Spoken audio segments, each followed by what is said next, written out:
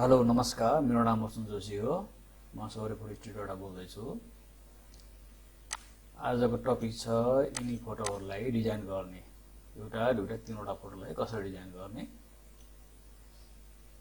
भन्नेमा पहिला मैले कन्ट्रोल एन गरेर एउटा पेज खोल्छु अनि यसलाई 12/8 मा यो 12 यो 8 12/8 मा क्रप गर्छु। क्रप भयो अनि त्यसपछि गरी यो सिनलाई लिएर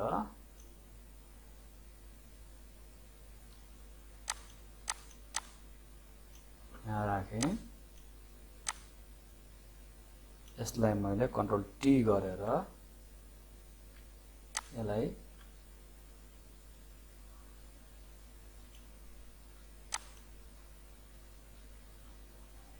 एन्टर गरेँ।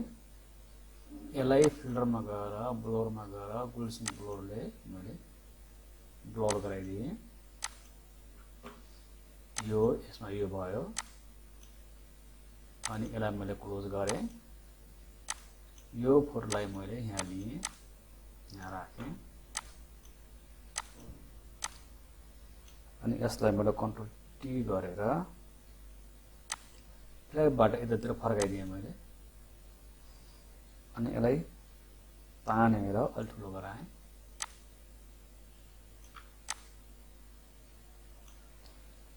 इन्टर गरेँ अनि म यहाँ लेयरमा गएर लेयर मास्कमा गएर हाइड गराइदिएँ अनि ब्रुसले अनि यसलाई मैले उभारेँ। फोटोलाई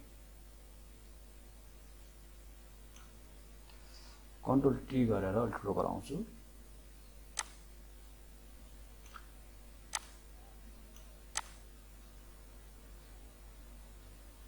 यतिकै भयो अनि अझ अलिकति ठुलो गराउँछु। ठुलो भयो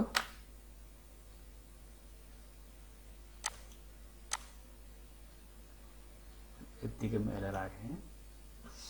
अब यसलाई अर्को लेयर लिएर र यो टुलले मैले यहाँनिर कन्ट्रोल अल्टबाट ट्याब गरेर मैले यसलाई ब्याकग्राउन्ड एउटा फ्रेम बनाउँदैछु। यतिकैमा ठिक छ। कन्ट्रोल टी गरेर अलिक ठुलो बनाउँछु। ल यति ठिक छ। अनि यसलाई मैले तल इन्टर गरेर यसलाई मैले तल सारेँ। अब यसलाई अलिकति तलमाथि गराएर बराबरमा ल्याउँछु। अब यसमाबाट गएर स्ट्रोकमा गएर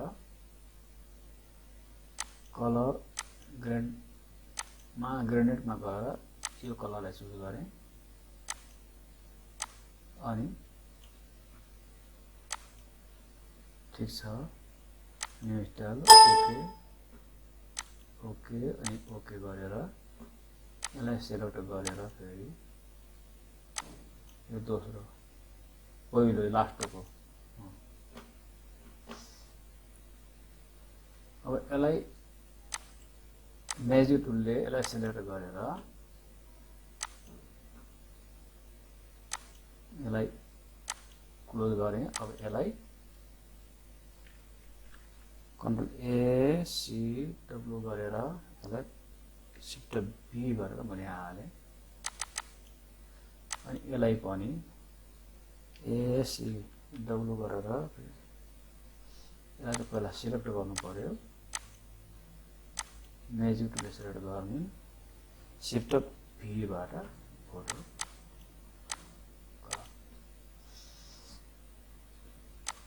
अब यसलाई कन्ट्रोल टी गरेर सानो गराउने। यसलाई पहिला खोलौँ, सानो गराउने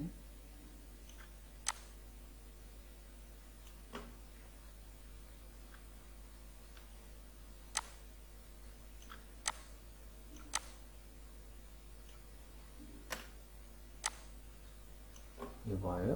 यसलाई पनि कन्ट्रोल टी गरेर यसलाई फेरि ठुलो गराउने।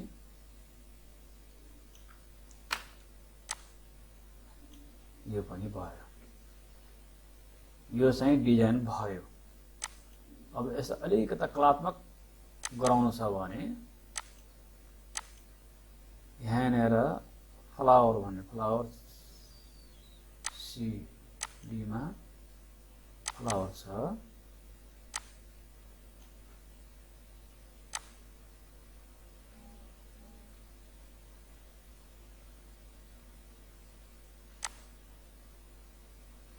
यसलाई कुन नेम भनेपछि यसलाई यो ल्याउँ।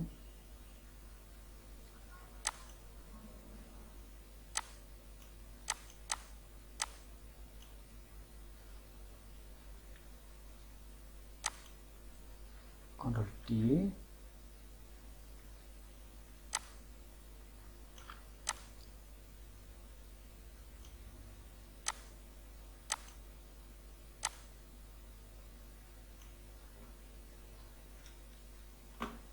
अनि मोडमा गएर नर्मल मोडमा गएर मैले ओभरले गराइदिएँ। कन्ट्रोल युबाट सेचुरेसन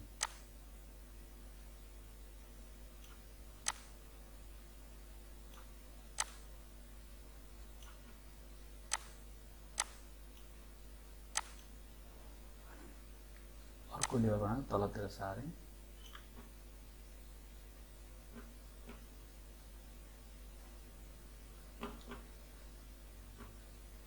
यो यस्तो चाहिँ कस्तो लाग्यो चित्त बुझ्यो भने चाहिँ लाइक कमेन्ट र सब्सक्राइब गरिदिनु होला, सेयर गरिदिनु होला। आजको टपिक यतिकैमा, धन्यवाद।